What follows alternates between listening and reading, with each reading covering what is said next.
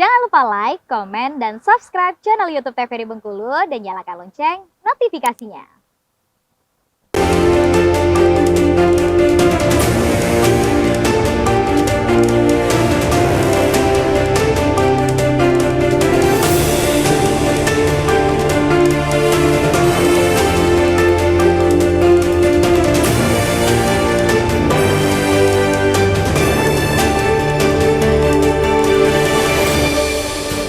Terima kasih pemirsa TVRI Bengkulu, Anda kembali menyaksikan program acara Berendo, masih bersama saya Afriko Zuhri.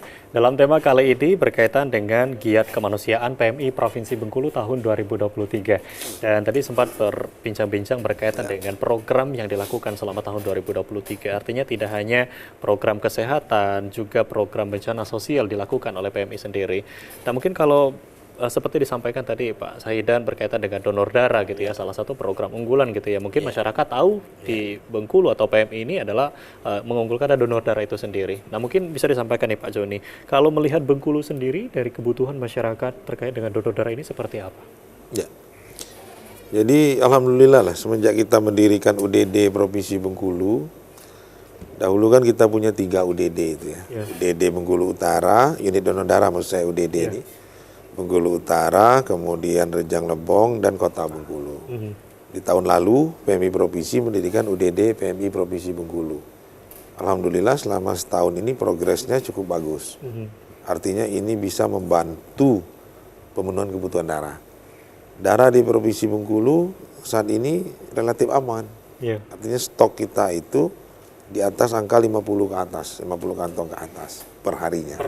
Nah, artinya setiap hari itu pasti ada stok istilahnya kan, setiap saat itu ada stok. Dan ini memang tidak serta-merta kita dapatkan hal yang seperti ini. Tentu berbagai usaha yang sudah kita lakukan, sosialisasi, kita jemput bola ya. Sekarang masyarakat sudah mulai merasa bahwasanya kalau dia lihat mobil donor darah, saya mau donor ya gitu. Nah, karena itulah tujuan PMI ke depan adalah menjadikan donor darah ini adalah gaya hidup ya, lifestyle daripada masyarakat kita. Menjadi aksi kemanusiaan juga gitu ya, untuk saling membantu. Saling membantu. Nah, ya kalau kebutuhan darah di Provinsi Bengkulu ini sebulannya itu ya kisaran antara 2.000 sampai 2.300. Ya, dan itu alhamdulillah bisa terpenuhi lah oleh PMI Provinsi, ditambah dengan 3 UDD tadi. Bahkan kita sudah membentuk BCS namanya, Blood Collecting Site. Artinya BCS itu kalau sebelum ada UDD ada pengumpulan darah lah istilahnya itu. BCS kita bentuk itu di Kabupaten Seluma, di Kabupaten Kepayang, di Kabupaten Mukomuko, di Kabupaten Kaur, Kabupaten Lebong. Ya, yang memang tidak ada UDD PMI-nya. Kalau UDD tadi hanya di 3 kabupaten tadi. UDD itu di 3 kabupaten. Bengkulu Utara, Kota Bengkulu, sama di Rejang Lebong ya.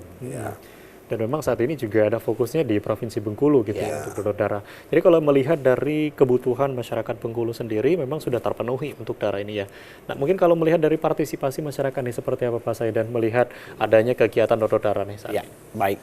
Kalau kita lihat dalam 2 tahun terakhir ini animo, kalau kita bilang animo masyarakat untuk melaksanakan donor darah itu sangat baik sekali kalau saya nilai. Kenapa?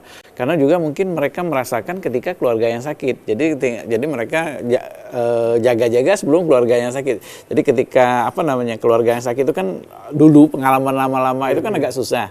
Ini dengan adanya kesadaran masyarakat, dengan sosialisasi yang kita lakukan, dengan sosialisasi yang ada, dengan kegiatan-kegiatan yang kita inikan juga lewat media sosial, sehingga kalau kita lihat kesadaran masyarakat di 2 tahun terakhir ini atau 3 tahun terakhir ini memang cukup kita mengembirakan. Luar biasa gitu animo. Dan juga mereka nggak begitu, kalau dulu ada sungkan donor darah ini, kalau sekarang tuh kayaknya udah ya tadi seperti apa kata Pak Joni, bahwa memang itu udah merupakan gaya hidup dari lifestyle.